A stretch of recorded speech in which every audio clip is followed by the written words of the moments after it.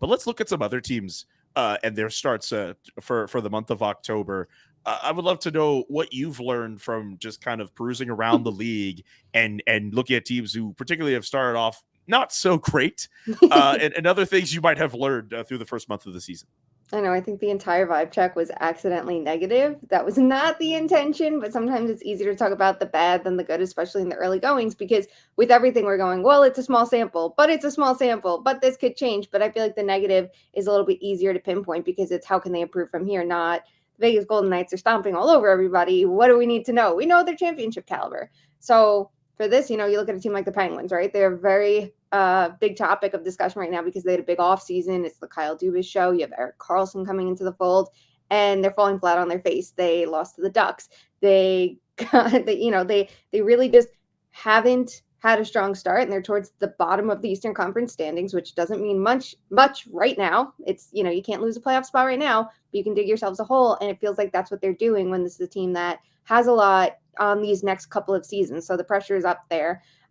What's the answer? That's going to be the big question. What is the answer? How do you get bottom six scoring? Your fourth line has 0 goals for. You have 4 goals combined at 5-on-5 between your bottom six. You don't want to break up your top six. That's obviously clicking. How do you make it work with Karlsson? They haven't figured that out yet. How do you get the power play going when you have all this talent on it? There's a million questions to ask. And, a lot of it falls on the players, especially those outside the top six who aren't making things work. And a lot of it falls on the coaches too, right? How do you adjust to what this team looks like now versus what this team looked like at his peak of the Mike Sullivan era, or Todd Reirden coming in? What has he done to, help this defense and help this team move forward? I think that there's a lot of big questions in Pittsburgh, and, they should start scrambling to figure out answers because it's not the most encouraging start from them, above or below the surface. Just stunned to see that Pittsburgh's power play, which we all hyped up in the offseason, is off to a really bad start. But I would like to talk about another team that's actually, they were off to a really good start with their power play, and now we're at a point where they're cooling off a little bit, but they're still in the top 5 of the Detroit Red Wings and their start. What have you made of that team?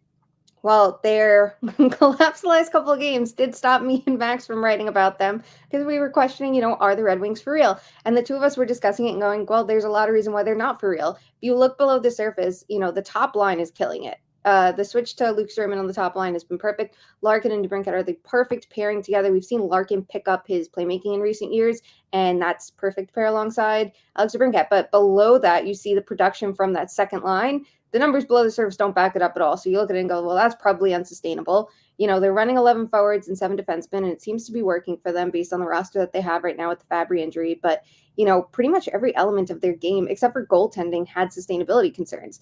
The power play was creating a lot off the rush or off the draw. But when they're really in formation and going against penalty kills in formation, they're struggling.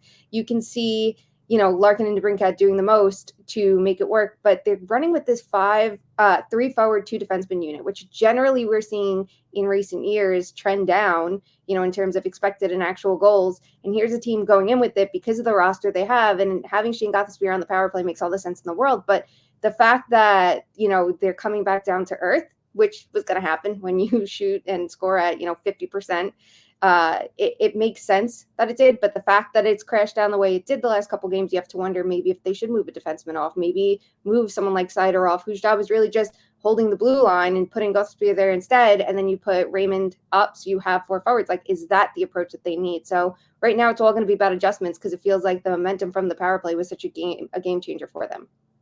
Alex DeBrincat, as of right now, leads the league in goals. He's tied with one other player. Without looking, do you know who that player is? Frank Vetrano, 9 goals. Oh, right. You got it. That was just no hesitation. I literally just wrote about Frank Vetrano. I did something on like the top duos in the league. Like, I stopped writing it to do this. So Vetrano and McTavish were up there, and so were DeBrincat and Larkin.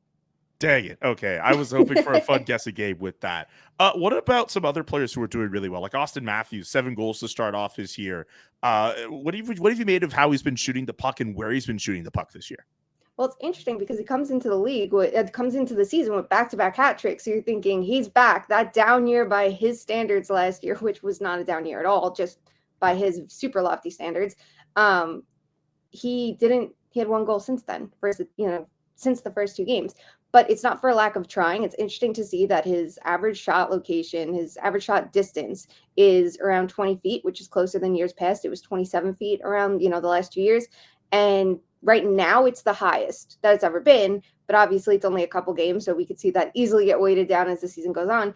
But it's going to be interesting to see, like, is it that he's shooting too close to the net? Because right now, like, he's not actually converting those attempts into shots on goal as much as he has before. It's super close. It's like 67% versus 70%. So it's really not that big of a deal. But sometimes when a player does make a change like this, you have to wonder, like, are you shooting too close? Maybe, like, are you getting in a little bit too tight for how his shot tends to be the most effective? That might not be the case. Are you gripping the stick too tight when, you only have one goal since the first two games of the season? Like, there's definitely a lot of pressure in Toronto. So it's going to be interesting to see how it works out. Or if this is where we expect him to see. This is the adjustment he made to be better than last year. But as it stands right now, he has all the dangerous shots in the world, and we know he's one of the most versatile and effective goal scorers. So we'll see how it works out. Yeah.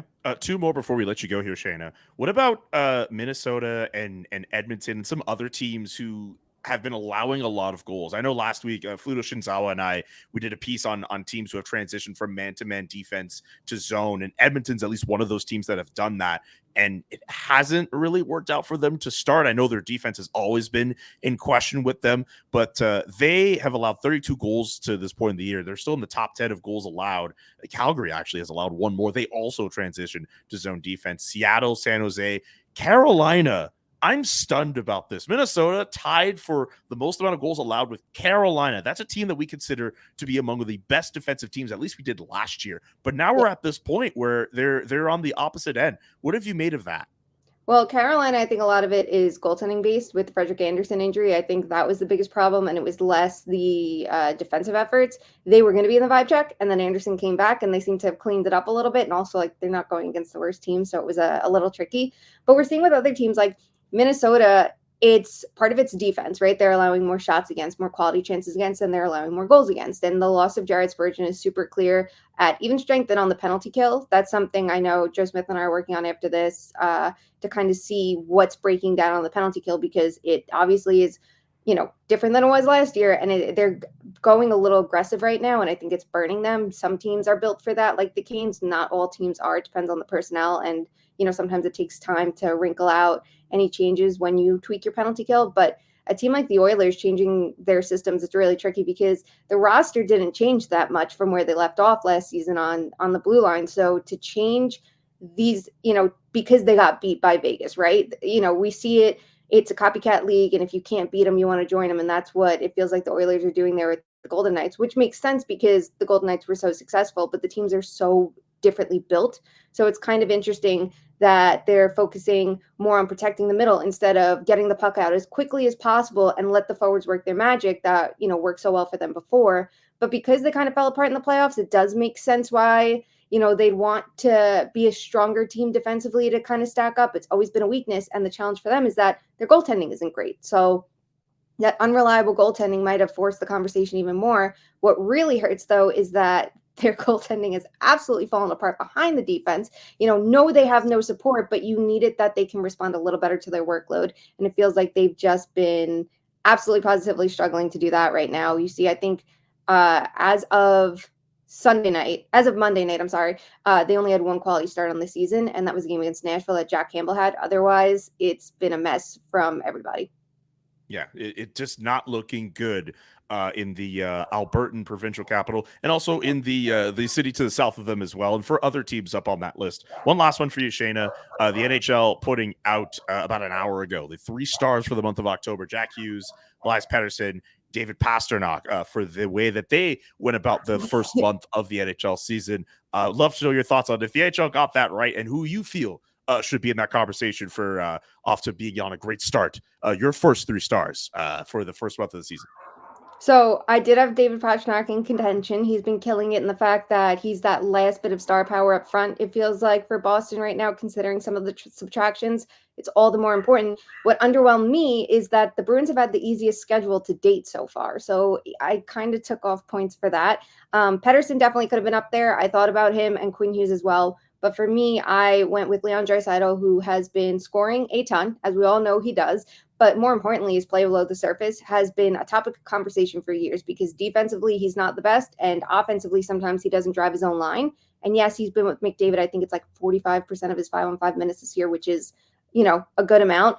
but it does seem like in his minutes, you see the Oilers' offense is as dangerous as ever. So I gave a lot of credit to that. Jack Hughes, obviously, star of the month, leader in points right now, absolutely killing it for the Devils. I didn't have him higher, though, because the 5-on-5 numbers have slipped a bit defensively. It's not just a matter of the team's on-ice shooting percentage being like 5% at 5-on-5 like it was. And it's a lot of power play influence, which is important for the Devils. It's been, an area before where they've struggled, but it just feels like, it's a little too much for me right now.